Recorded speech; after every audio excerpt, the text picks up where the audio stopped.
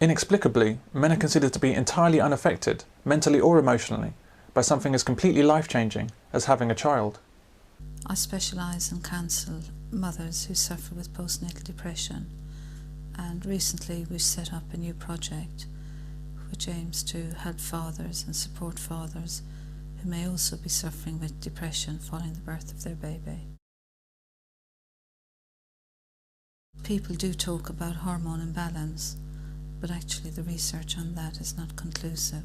We tend to think about depression following the birth of a baby as being a major life transitional phase, and with any life transitional phase it can cause a lot of stress, a lot of anxiety. New fathers aren't asked how they're feeling and how they're coping with a new baby. All the attention is actually focused on the mother. Perhaps a mother or father may not feel supported. They may struggle to cope with the reality of having the baby, because the media does portray motherhood and fatherhood as being quite glamorous, and babies should have all the latest designer gear. We don't often see mothers or fathers with a baby on the shoulder with sick running down. Do you think fathers are increasingly suffering from postnatal depression? Well, we do believe that there are more pressures on fathers nowadays. The new man concept, whereby men are expected to be present at the birth, men are expected to feed and change baby, they're expected to do everything apart from breastfeed. Do men have choices anymore? That's a big question. Most men, are the woman want them by their side, and it is a shock for the man, and then they have to leave and go home, and they're all on their own and leave their partner and their baby in the hospital. So I guess again we need to be looking at how we can keep young families together at that stage, and maybe hospitals have the facilities where fathers can stay at least for the first night with their partners and baby. We do know from the number of young men we have on the wards, 70% of those in mental health wards are actually fathers. Society still expects men to be the stronger sex, but from our research that we've carried out, we know that men are just as vulnerable as women. You'd say equally vulnerable? Yes. Sometimes babies are just abandoned and left to die by their mothers. Look at how the BBC portrays an example of this abuse. And abandoned at 2 days old, the baby girl discovered in a cardboard box. Anyone abandoning such a tiny, helpless baby must have felt desperately alone and very scared. The police understand that, and they're keen to stress to Becky's mum they want to help her. Most of all, they want to reunite her with her beautiful daughter. Why do we seek to reunite the child with this mother? Does child abuse get much worse than leaving a 2-day-old baby outside next to waste bins in November? You see a positive attitude towards abusive mothers in TV shows as well. Even when mothers kill their babies, they're still somehow good people. She's responsible for the death of a child. I can't just ignore it. She was a battered woman, Ken. It's not going to happen again. She's a good mother. And what about drug-addicted mothers? Now, each year in Britain, thousands of drug users become pregnant, and often the child ends up being removed from the mother. Now, a new scheme in Sheffield is giving more help to pregnant drug users with the aim of keeping the mother and child together. It doesn't take long to get an answer. Baby David is suffering from withdrawal. But you mustn't see this as a failure, because it's not. Because you did really, really well during your pregnancy. So a woman can throw her baby away, she can addict her baby to heroin, and she can even murder her baby, but she's not necessarily a bad mother. But when a man so much as disciplines a child, maybe to stop the kid robbing me in 20 years, he must be removed from parenting. A father of 2 revealed today how he was separated from his family after being spotted by a policeman giving his 3-year-old son a single but hard smack on the bottom. In the 6 months it took for the case to come to court, The man was banned from the family home and allowed no unsupervised contact. What is it about our society that's so determined to punish men at every opportunity, yet afford women every excuse imaginable for their crimes? Child sexual abuse is something that adults do to children, yet it's only ever presented as a crime committed by men. Frequently we hear of paedophile rings and internet porn, and even abductions of children by paedophiles, exclusively male paedophiles.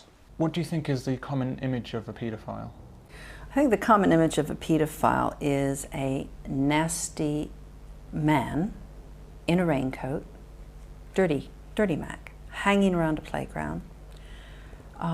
If you ask children, they'll say they wear balaclavas and they smell and they've got beards and quite often sunglasses. Yeah, well, you've got the typical smelly fat old man with a beard and really thick glasses and slightly balding.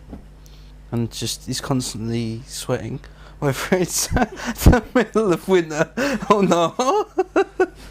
An older man who, with no friends, kind of, you know, the older geek, the internet stalker. Yeah, it is a man though. The raincoat, the dirty old man brigade, you know, the kind of lone, and this does tend to be a male image actually, so I have to be honest there.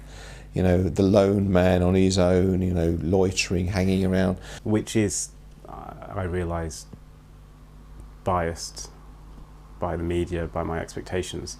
We're actually not trustworthy as humans. We're somehow hairy and brutish. We've got this big thing between our legs that controls us. And if you're with a little child, your little child, and you're sleeping together, that somehow these uncontrollable man urges will suddenly rise to the fore. We have countless people at our meetings saying, you know, there are these sort of, perhaps not actual allegations, but suggestions out there. Yeah. And we have to say, well, you know, just be a bit wary about having your child in your bed. I know when my child was... That is crazy. A disgrace. It is crazy, That is disgusting and a disgrace. Yeah. Would you say that our society ignores female sexual abuse of children?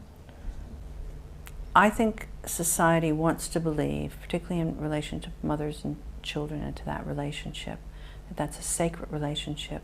And I'd like to believe that. I mean, I must tell you that as a mother myself, I find the idea of women sexually abusing children more abhorrent than just about anything I can think of.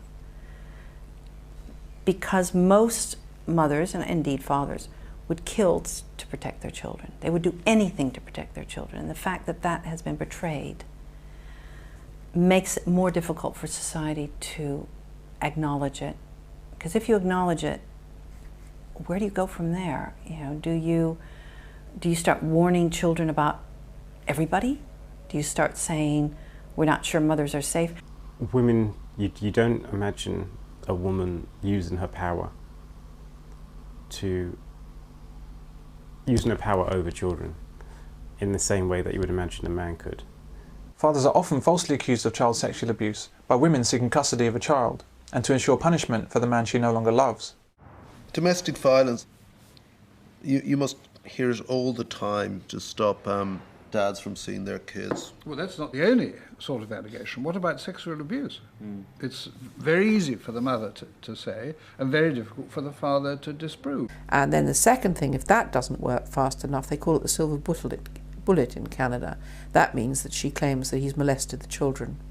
And that means that he is immediately then barred from everything, and the divorce goes straight through, and he loses his children, and he will never see them again.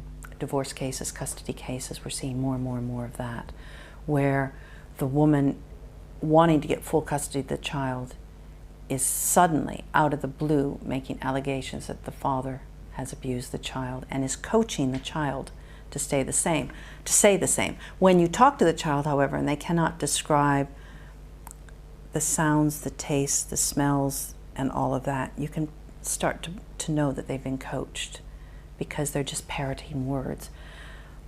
But it's so destructive, both to the child. I have no patience at all with parents who use that, with the mothers who use that as an allegation against fathers to keep them from their children. I think that is wicked.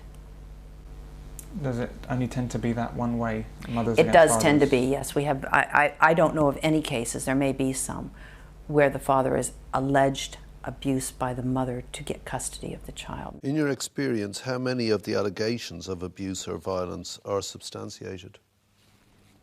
Well, I think that's a very difficult question. I would think probably not a lot. If a man who has recently separated from his partner, wife, whoever, and has his 4 or 5-year-old child in the bed with him... But isn't that sad?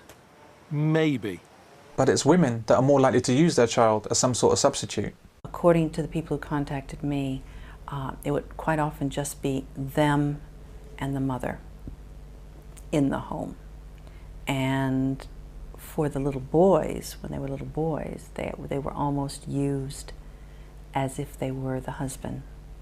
And the little girls were abused as well. So.